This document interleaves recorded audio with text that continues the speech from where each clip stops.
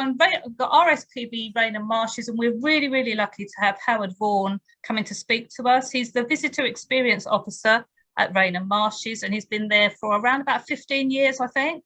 And before that, he was also Essex County Bird Recorder for 10 years. So as he said in the past, birding is in his blood. His talk today, although it's looking at one of the top birding sites in the LNHS recording area, is also going to introduce a little bit of the other exciting, interesting wildlife that's found there. So I'm going to stop sharing my screen and I'm going to hand over to you, Howard. Good evening, everybody. Quite lucky that I'm here at all, as I haven't been able to get home because the traffic south of the river is so bad. So hopefully my battery on my laptop will last, as I've gate crashed some friends this evening so that I can actually try and do this. So right, I'm going to try and do the screen share, and off we go. Let's have a go. And then I think I do that. That's fine. So we can see it. You just want to go on. Worked? Yeah, that's perfect. Yeah, well done. Okay, good. All right. Okay, so off we go. As I haven't even managed to get out of uniform, so it's that sort of journey home tonight. Yeah, I've been at Rainham involved since the start, so July 2000. The history of the reserve goes back, further than that, and some of the guys have been birding there since the late 1950s. So there's a proper ornithological history. Even though the RSPB have only been there for 20 years, there's so much more to the site, and its ornithological history goes back far farther. I think the site list at the moment stands at about the 280 mark, which is exceptionally good for any site inside the M25, let alone an inland site. And so I've been birding here since the mid-1980s, and after some of the really rare birds of the 1970s, when it was just the silt lagoons, so you couldn't even walk around the area that you now would on the reserve. In those days, it was a case of trespassing up onto the silt lagoons and hoping you didn't get caught by an overshoot from the firing range. And if the red flags were flying, you would belly crawl up on there and hope for the best, but always with someone, because it was lots of quicksand up there and you didn't want to get left behind permanently. So my birding history there has left me with a personal list of about 260 for the site, which is very respectable. New birds nowadays for the site are quite hard to come by for anybody, and but the site is improving all the time, and there will be more birds. And we even had a little treat already this week, but I'll come to that shortly. The way I'm going to do this, I've sort of broken down the Rainham birds into groups, so we can have a little chat about some of those, and then thrown in some of the other wildlife at the end. So yeah, questions at the end if you wish, and hopefully my battery will last. Fingers crossed. Here we go. So an aerial view of the site. That's looking due west into town, and the triangle on the left is the landfill. It looks flat in that picture, which is an optical illusion. The main part of the reserve that you'll walk around in the middle there, you can see the car park just above Purfleet and sort of almost the middle of the picture. And you can see how important it is. You can see how it sits into the London landscape. So forwards off of the top end there, and you're heading round the next big bend towards Barking, and then up towards the city, which is off to the left. A13 and the Eurostar in the top right hand corner as well. So yes, it sits nicely alongside the river, and you can see why it attracts what it does. So without further ado, wildfowl and heronry type birds. So back in July 2000, when the RSPB bought the site, the very first little egret turned up, and we all twitched it. That was a big bird locally, even 20 years ago. and we've now had our record count is 76. So things do change. But as you're well aware at the moment, there's lots of other white, large white birds knocking around. I presume that just saying that the boxes on the right hand side in front of the pictures, you can all see the pictures, I presume. I'm sure yeah, that's fine. That's fine. It's Good. fine. Okay. Great white egrets are now almost a monthly bird. Every picture on here, by the way, is taken on the reserve. There's no additional extras. They're all reserve birds. Great white egrets went from being the very first one, 2003, which again, all the locals dashed over to see. I think it was only about the second Essex record at the time. I've now seen over 50 on the reserve, including that flock of 14, which flew through in 2017 whilst we were doing some work up on the River Wall. Quite astonishing. The amazing thing is that flock was never picked up anywhere else. Cattle egrets, this was taken just a couple of weeks ago. They've become annual in the last few years and look set to go the way of little egret. So certainly the way things are going. We've probably got about 10 on site at the moment, which I believe is a LNHS record. The cattle will only be with us for another 2 or 3 weeks. So all those cattle egrets will have to go somewhere else. So at the point where I say the cattle are now off site, start looking around for cattle egrets with any livestock. Because other than at Rainham with our cattle, there's a dearth of cows in our area. White storks, they're only going to increase. These are 2 different birds that were taken on the reserve this year. Some of them will have been NEP reintroduced birds. I'm not too fussed about the provenance of where they come from. It's just the fact that glancing out of the window on 6 or 7 occasions during the spring, we had white stork flying around, and that is a magnificent addition to our avifauna. I don't care where they come from. It's just lovely to see.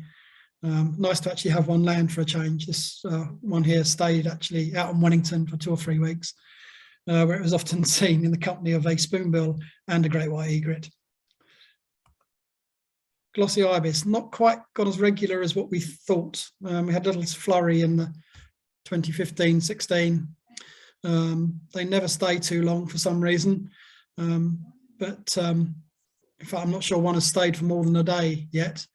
But I'd like to think that down the line they'll become more of a fixture of our regular birding. And bittern is actually probably the trickiest of the lot on the reserve. I wish I'd seen bittern like this feeding around the edge in front of the Kenbarrat hide. Most sightings are when one happens to get up and have a fly round on a cold winter's day. It's not like going to the Lee Valley and sitting in the hide and knowing that sooner or later one is going to stride out and do Ministry of Funny walks out in front. But nice that we do have them now. I think that's a sign of their general population increase across the country. Crane, our only crane. This was 2017. I have to admit that I did come back through the Dartford Tunnel to come and see this. It did stay till the next morning, but it's surprising we haven't had more crane fly over. I think in time we will. I mean, there's approaching 140 in Norfolk now between the east side and the west side. So I think that crane will become a more regular fixture across the LNHS and South Essex area. Same with spoonbills. I suspect we've had best part of a dozen different birds this year. This was a flock about 4 years ago that dropped in. We often get immatures even during the winter, and with them breeding at Aberton in Essex this year and doing well up on the Norfolk coast, all this herony type birds are going to become a feature. The Mediterranean comes to the southeast. So I suspect there may be 1 or 2 of you watching this who came to the reserve to see the Balon's crake. This was the year that we suspected, well, we know that they bred in various sites across the country, and we almost certainly had one singing in the July. And when Marianne Taylor found a small crake in the September, came back to the centre and said, "What's this, Howard?" And then we had 2 weeks of, well, very heavy footfall, just over 3,000 visits in that time. And people had to persevere, but most people ended up seeing this starling-sized crake creeping around in the flowering rush in front of the Butts Hide. It's a young bird as well, so there is a chance that this actually bred at Rainham, which would have been wonderful. We've had spotted crake before as well, and there's lots of these out there at the moment, lots of water rails. I did a circuit the other night and had 14 calling on the circuit, and as I left this evening you could hear them from the car park. They don't often show quite as well as that, which that was swimming in front of the Canberra hide, that one. But we need a nice freeze and a nice bit of pool and a reed edge, and then you have a good chance of seeing them as you go round. On to the wildfowl. Reserve is very, very good for all your normal dabbling ducks. We've got the biggest population of wintering widgeon and pintail within the LNHS area. You know, pushing 1,500 or so, even more than that widgeon. And in recent years, pintail have been getting up almost to the 100 mark. To get things like these hooper swans, though, we need some proper east. And cold weather from the east doesn't seem to happen like it used to, and doesn't seem to come from far enough. But we have had some very memorable winter days, like when this family dropped in for the evening and spent the night here and was off the following day. But occasionally we get Buick swans as well, and Buick swans have been declining and are now actually the scarcer wild swan. Hooper swans outnumber them and in their visits. And yes, I have included the black swans, because when these birds turned up on a cold winter's day, they came in high from the east, ditched on the pool in front of the visitor centre and went to sleep immediately. And we'd had wild geese turn up at the same time, and we suspect they're probably Dutch black swans. And one day black swan will be acceptable on the British list. And remember these birds, because they felt like they'd come a fair way. On to geese. One of those magic winters, December 2007, 88 barnacle geese came in 2 groups, 20 minutes apart above the visitor centre. Undoubtedly Dutch in origin. And by the end of the day, we'd had about 30 white-fronted geese come in as well, and tundra bean geese, 12 tundra bean geese, which at the time, I think these were some of the first LNHS tundra bean geese, and that flock of barnacles was certainly the biggest flock that had ever been recorded. You know, we've had tiger bean geese on one occasion, and we get the odd pinkfoot now and then, especially as they're moving their range further south into East Anglia and even into North Kent now. And occasionally we get flocks in the autumn and winter go through. Common scoter on the river in the spring and often the high summer. These were spring birds, April birds on a flat, calm day, like a bit of murk. A murky April morning is a good day for scoter on the river. And then again, we get returning immature birds in June and July. One of a series of shots of a Garganey in front of the Butts Hide from Tony O'Brien. It's probably one of the best pictures of Garganey I've ever seen, actually doing something rather than sitting there like a duck on a pond. Occasionally they do breed. We had a couple of drakes and a female this spring. No sign of broods this year, but it has happened in recent years. Blackneck grebe paddling around on the pool. They're now breeding in South Essex. We had an immature in the autumn, which may well have come from there or from perhaps one of the North London sites. Slavonian grebe is a lot scarcer, but we had this trio on the river, cold winter's day. We had one in a ditch one year as well, which was very showy for a couple of weeks, catching sticklebacks. No one that I know of Redneck grebe is on the list, but none of us have ever seen one. We've got to go back in time for that one. Oh, we're now on waders. I think I counted it up, and I think we've had something like 42 species of wader on the reserve, but there's still plenty more for us to get. The one that's doing really well in recent years, from just the odd bird every now and then, is avocet. We now have a good winter flock, but in the last 3 years they've started to breed, and 2021 we actually had 14 pair. So they're now definitely here to stay. Black-winged stilt, likewise, we've now had five birds in total. And as they're still sort of like tantalizingly trying to colonize the southeast, they've tried to breed and have bred at Cliff successfully in recent years, up in Norfolk, down on down on the Isle of Sheppey, and at our reserve in Sussex. So more than happy to find chewing gum legs wandering around on our pools out here. We had a little flurry a couple of years where we had stone curlews. This was a colouring bird that was from the Brex project. There, I suspect more go through. It's just when they turn up, they often sit down and you see the top of a head. We did have one flying around in the dark one evening as well, which was heard calling. Reserve is excellent for snipe and jack snipe, particularly in the spring for jack snipe. April is actually probably the best month when they show very well around the edges, like when this one was taken. Pectoral sandpiper is our regular vagrant wader, just about annual at the moment. We had one for a couple of weeks in September. This was a youngster that was on the Tringa pool for a few days.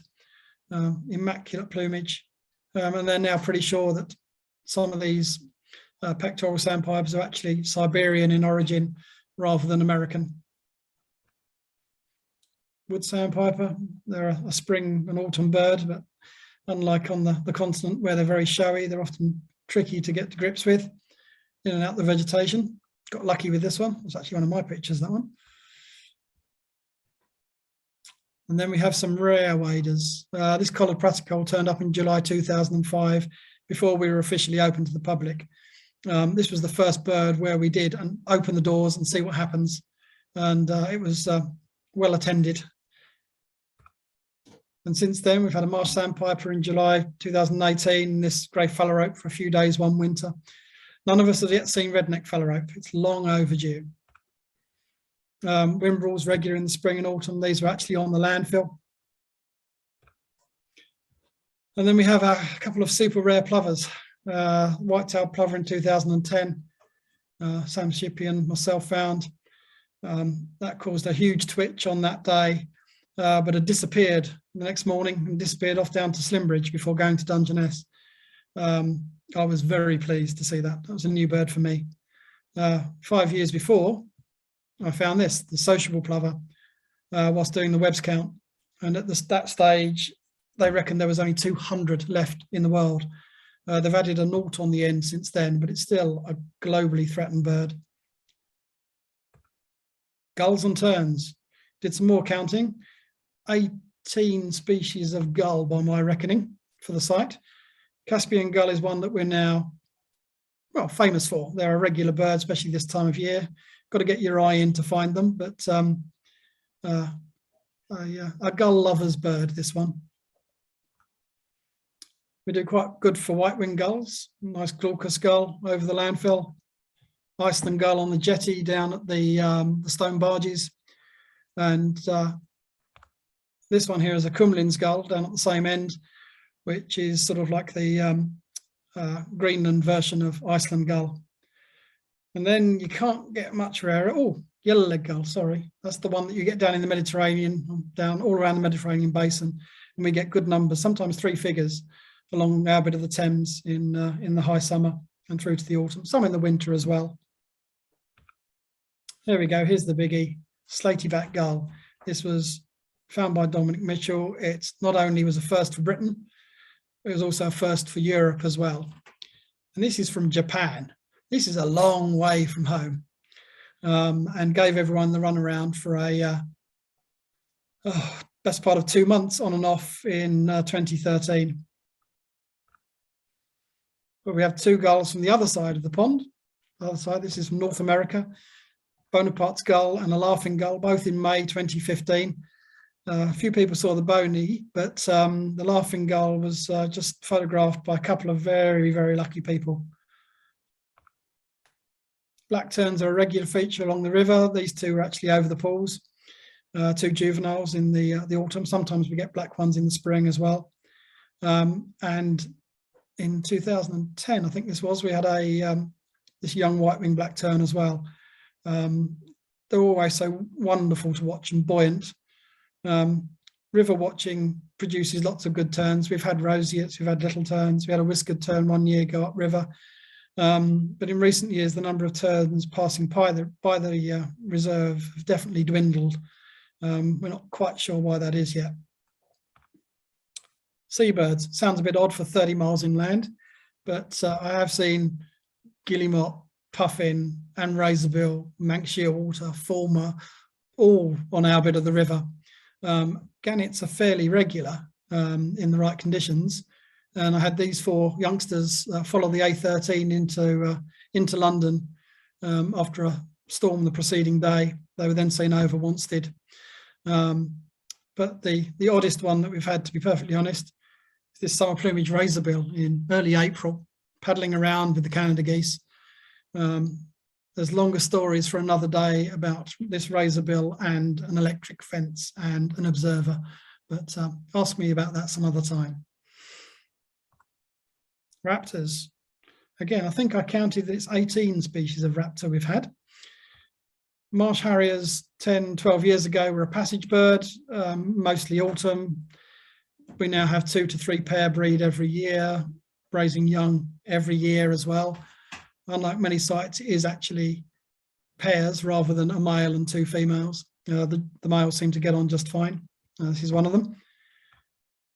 We've had the odd Montague's harrier go through. This is 2 different males in different springs. We haven't had a pallid harrier yet, but I think that will happen at some stage. The much declined hen harrier. As you well know, they are persecuted, they are declining, they are in trouble. We had a bird last week fly through. That's probably the only one we will have this year. You've only got to go back 30 years and there was a winter roost at Rainham as well. It's never going to happen again. Red kite, this is a young bird. Fortunes have changed, again, gone from a real big rarity to being a bird we see every month at some stage. They're now breeding locally in our bit of Essex, and that will only increase. Always a joy to watch and often come down very low. Rough-legged buzzard, this was a bit of an event. On the same 2 days, we had 2 different rough-legged buzzards at the same time. They were hunting on the Dartford Marsh side, where this bird was taken by David Darrell Lambert. But they both came over on our side as well. And it was certainly an LNHS tick for most people. And I think it was the first for Rainham as well. One of my favourite ones. But we've also had honey buzzard, black kite, red-footed falcons over the years. Ospreys are just about annual. This juvenile was, unlike most which fly through, was actually hunting over Aveley pools and disturbing the coots whilst trying to catch fish. This is one of John Humble's pictures. Absolutely magnificent bird. Peregrines are a daily feature. We're surrounded by several pairs. I often check the top of the pylons for those. Merlin is probably the most reliable site within the LNHS recording area to have a chance of Merlin. There's no guarantee, they are random. They often just zip through, unlike this one which perched up. Cracking male, young male. Yes, they're not quite as common as they used to be. But again, a bit like, funny enough, like the jacksnipe, April is often a good time for them. Hobbies are a feature of our spring and autumns, sometimes into double figures. Got a long way to go to reach the 50s and 60s of Lake and Heath though. Barn owls bred on the reserve until the last couple of years, but unfortunately our box came down during the start of lockdown and COVID, when there was no one on site, and actually getting a box back up is proving very tricky. So we've actually lost our barn owls for the time being, but hopefully they'll be back at some stage. Probably not the most difficult owl to get at Rainham, that's tawny owl, but every now and then we get a long-eared that shows like this. They breed nearby, so we suspect they're local birds. And famous for our short-eared owls. None back yet this winter. A couple of passage birds, but often show as well as this when they do. Small stuff. So I'm just checking where I'm doing for time as well. Where am I doing? Oh, not too bad. Not too bad. Okay, let's see where this goes. There's a lot of small stuff, as you can imagine. I'll start with small stuff, of which there are lots of. When I first started on the site, we used to record every single house sparrow, literally every single one. When we had the building built by the end of 2005, start of 2006, I was able to set up the first bird feeding station, and we've fed every day since. We now have a population of over 200 house sparrows, and they're in terrace boxes on the side of the building, they're on the back of the perfectly hiding boxes, they're trying to nest behind doors and shutters. They're a constant chatter and a delight to the regular visitors, many of whom have lost their sparrows. Slightly fuzzy picture, but yes, that's a tree sparrow. A Beddington sewage farm ringed tree sparrow. This is about 10 years ago when this bird was seen. The fact that they're only just about annual shows how much they've declined. Back in 1988, I saw a flock of 400 at Rainham. But then again, there were 600 greenfinches and 200 yellowhammers with them. And those sort of numbers are just not around anymore. We get the odd tree sparrow now fly over, but seeing them on the deck, I think, is going to be a remote chance nowadays. Rambling, passage birds, we need a proper cold snap to get them to come down on the ground like this. We've had a few go over this autumn, tweaking away with chaffinches. This is a nice winter plumage male.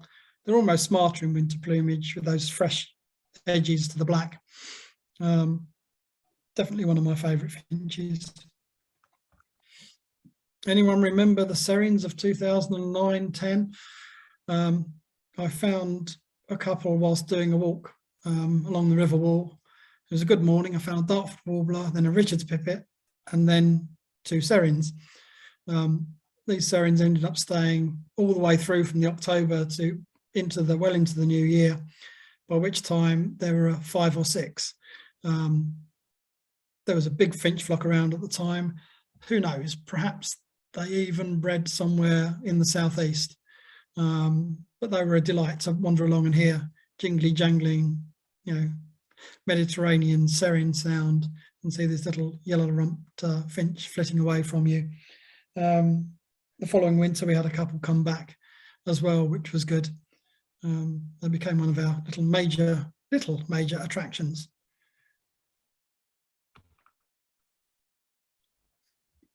Redwings, we haven't had a proper redwing year for a while now.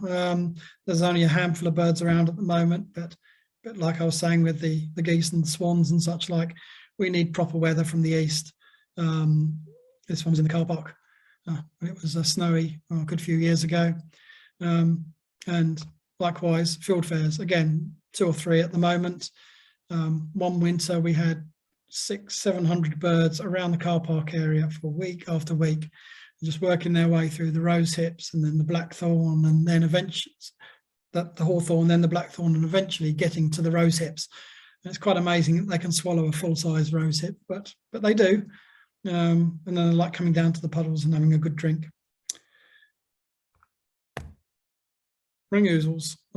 We are a good spot for ring ouzel, both spring and autumn passage. Often they're very elusive. The one this autumn stayed nearly 3 weeks, but wasn't even seen every day. Spring birds are often a bit more showy, like these 2 males. often along the river wall. If you're going to come a nice early morning in May, late April, May, then you might be lucky to and see one of these mountain blackbirds on its way north. Blue throat. Our only blue throat since we've been RSPB reserve. There was a white spot male back in the early 90s singing one spring day down by the concrete barges. This bird was found around the boardwalk as you head towards the Buttside. In 2010, this was our 200th species for the year. It was an astonishing year. And we actually ended up with 210 different species on the reserve. Most years we get about 180 or thereabouts. But yeah, 210 in 2010. We've not got near 200 since. But this was a very elusive little thing, but showed well on and off during that afternoon. Reed buntings, a permanent fixture of the reserve throughout spring and summer and autumn and winter. Undoubtedly, we have a change of population. I imagine some of our birds move off and other birds move in. They are the common bunting at Rainham. Yellowhammer is now annual, 1 or 2 fly over tops. If we get some snow, they might land, but we have to be quite lucky for that. The days of big flocks are long gone. Corn buntings, they're hanging on. They're mostly on the landfill. I'll keep away from controversial comments regarding that as I'm being recorded. But we have a small population on the landfill. Sometimes they go out onto Wennington Marsh as well. Hopefully they will linger. These are the only corn buntings inside the M25. So we need to hang on to them. Snow bunting, just about annual. This one was along the river wall, but spent some time feeding with the sparrows around the bird feeders as well as sitting on the roof of the building. And like most snow buntings, they've never seen a human being, and they are ridiculously confiding. We've had the odd Lapland bunting over the years. Still haven't had a little bunting. That would be a nice autumn find for one of us. Scandinavian rock pipits. All of our rock pipits are Scandinavian. They're not British race birds. Very easy to see along our foreshore. It used to be that the water pipits were only on the foreshore too, like this one. Whereas nowadays, to be honest, most of the water pipits are where they should be and are out on the actual fresh marsh, feeding around the edges on the target pools from the Buttside, places like that. Yeah, it's a classic Rainham bird, although I know of nowhere else where water pipits are a foreshore bird other than the inner Thames. Very much a Rainham bird. 1 or 2 pairs still breed. Those birds then move off. We then get other birds coming in September, October, and sometimes we can have counts of over 20 across the site. They're a proper little dapper bird that I'll guarantee you'll see on your circuit this time of year.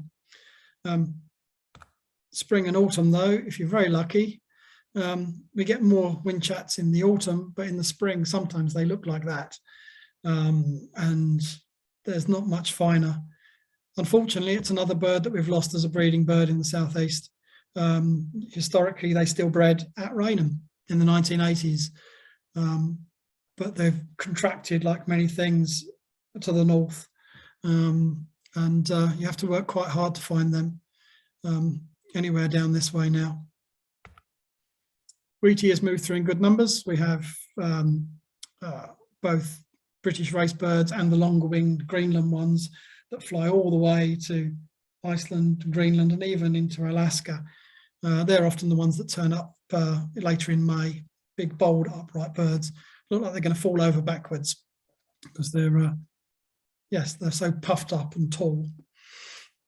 Haven't had a rare Wheatie yet on the reserve. That's long overdue, long overdue. We've had a couple of redback shrikes, not for a long time now. It's well over 10 years. We've only had one brief great grey shrike, and we haven't had a wood chat yet, but that would be nice. There's always something nice about stumbling across a shrike sitting there looking for an insect snack. Penduline tit. I first found, I have two, yes, I had two at the end of 2004. And to be honest, no one believed me. Fast forward a whole year to when people were twitching the sociable plover in December 2005, and a couple were found, and then another couple, and we had at least six. There's four in this shot. We had at least six, and there was possibly even 10 on site that winter. So that was 2005. Every winter after that, through to February 2011, we had penduline tits on site. It was a thing we looked forward to, you know, in December most years, that someone would find one hanging onto a bit of reed mace, delving away, trying to find little moth larvae lurking inside. Haven't had one since, so 10 years without. Long overdue again. No reason why we shouldn't have done. They're just not there. Our other reed bed denizen, bearded tits, show mind-bogglingly well at times. Lovely shot on the left, John Humble, of some youngsters, 6 or 7 pair a year, always double brooded. Bearded tits are not shy. They just have to be where you are, and then they'll come right out and show wonderfully. Throw a couple of rarities into the pot there. We had 2 alpine swifts, 2 years on the trot, go through the site. This one at the top here had spent a week at Chafford 100, Warren Gorge, just down the road, before having a fly past the visitor centre as I happened to be standing on the balcony. And the hoopoo was exactly the same week. We had black-winged stilt, alpine swift and hoopoo within 5 days. The first hoopoo was on the River Wall, well, I think it was 2003, and hopping around one of the burnt out cars that was still on site in those first few years. I haven't got a picture of a bee eater, but over the years I've heard 4 and seen 1. I heard one this spring. One of these days we're going to get one where the public can come and watch it, rather than me running into the centre screaming bee eater as it flew over the centre. Green and great spot both breed. Lesser spot is a real rarity. We've only had 2 records. We've never had a nuthatch. We've only had 1 tree creeper. In fact, we've had more wrynecks than we have had tree creepers, nuthatches and lesser spotted woodpeckers put together. This one on the right here was one of 2 in 2009 along the River Wall. And then we had a spring one a couple of years ago out on Rainham West. This is the Dartford warbler that is still present today. Just about an annual bird. This one's probably going to hang around all winter now. My battery low's just come up. I'll keep going. Often with stone chats along the River Wall, but sometimes as showy as this. A dusky warbler that was tacking along by the landfill in October 2016. That was a new bird for the site as well, on a dank October day, but we were all very pleased. Siberian chiffchaff, possibly the smartest Siberian chiffchaff I've ever seen. They're just about annual on the reserve. This is sort of the eastern counterpart of our chiffchaff. It's still regarded as a race, but if you're like me, I'd have that as a tick as well. That's a cracking word. They sound a bit like a dunnock. They peep, they don't go hooeet. Grasshopper warblers are annual breeders on the reserve, 3 or 4 most years, sometimes up to 6, often as showy as that. Marsh warbler, not annual. Every few years we get a singing marsh warbler, and unfortunately, usually due to, shall we call it, visitor pressure, we have to keep them quiet. Sometimes it's tricky when they're right next to the path. But over the years, most people have probably caught up with one on the reserve. We're right on their limit in Europe, and they've contracted. But it still proves that at some stage we might get another one. Firecrest, often a winter bird rather than a spring bird. We have one wintering at the moment. I suspect there'll be more in the next few weeks as they come into the southeast for the winter. Always one of my favourites. And if your ears are good enough, you can pick them up on call. I'm lucky I can still hear them. Another bird of the past. We've now gone 3 years without a turtle dove on the site at all, even flying through. They last bred back in the 1990s. They're basically not anywhere near us anymore. We have to head out along the Thames towards Tilbury to find turtle dove. Rather bizarrely, this youngster, I think this was 2010, this was November. This was a bird that came to our bird feeding station several times for a couple of weeks and proved very popular. Hopefully the fortunes of turtle dove is improving, and the RSPB are obviously involved in helping with that, along with farmers across the southeast in particular. But the days of them purring from our cordite store, I suspect, are at the moment long gone. Cuckoos, we do very well for cuckoos. This is one of the youngsters. They feed on, it's a reed dagger moth caterpillar. It's their favourite food in the autumn, that and drinker moths. The youngsters are often around even in September and often show incredibly well. Most years we have probably 4 or 5 males across the site and a few females, which of course are the important ones. Usually reed warbler as a host with us. Kingfishers bred and showed incredibly well from our hide a good few years ago now. We no longer have a kingfisher bank, but they still nest just on the edge of the site in the Mardyke. Although seeing one quite as well as this, you have to work quite hard now. Perhaps one day we'll have a new kingfisher bank and we can have this sort of experience all over again. Ravens are now a daily bird. Our birds actually live in Kent. They're the Swanscombe pair. They come to us most days. I've seen them today. Gone are the days of having to do a description of a raven. They're now me just over the radio. Oh, raven's coming over the building, cronk, cronk. And then it can't be any more up to date than the next picture. Hooded crow. There hadn't been a hooded crow at Rainham since the 1980s. This one was seen by Rudy during the week. Flew through. I didn't see it. I've still not seen hooded crow at Rainham. We're hoping that this one comes back and joins our carrion crows and rooks and jackdaws out in Wellington, and someone picks it up again. I think there's a fair chance. Back in the 60s and 70s, you used to get flocks of them wintering on the landfill, but they just don't. With our milder winters, hooded crows do not really come into the southeast from the continent anymore. A bird of the past. So now there's a little bit on other wildlife, and it is a little bit. So not just about the birds.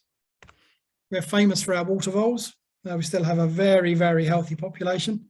Uber cute with blackberry eyes. Brown hair is just about hanging on the edge of the site around the landfill. As you may have noticed, not everything I talk about is RSPB. The whole thing is Rainham Marshes. Hopefully the hares are hanging on up there, and perhaps they're out on Wellington as well. We have a very good population of harvest mice, but as a rule, it tends to be high tides that wash them out of the foreshore, how we see them. Harbour seals hauled out on the other side. Bob the grey seal comes up most high tides as well. Probably one of only 1 or 2 in the Thames, the grey seal. Harbour porpoises are always there, but you need a tide that's flat like this to be able to see them. I missed the humpback whale a few years ago because I was in Cornwall, but I have had bottlenose dolphin in our bit of river as well. There's a lot more fish, a lot more life in there than you would give it credence for. It's always going to be a muddy river. 30 odd species of butterfly have been recorded. I just picked some highlights.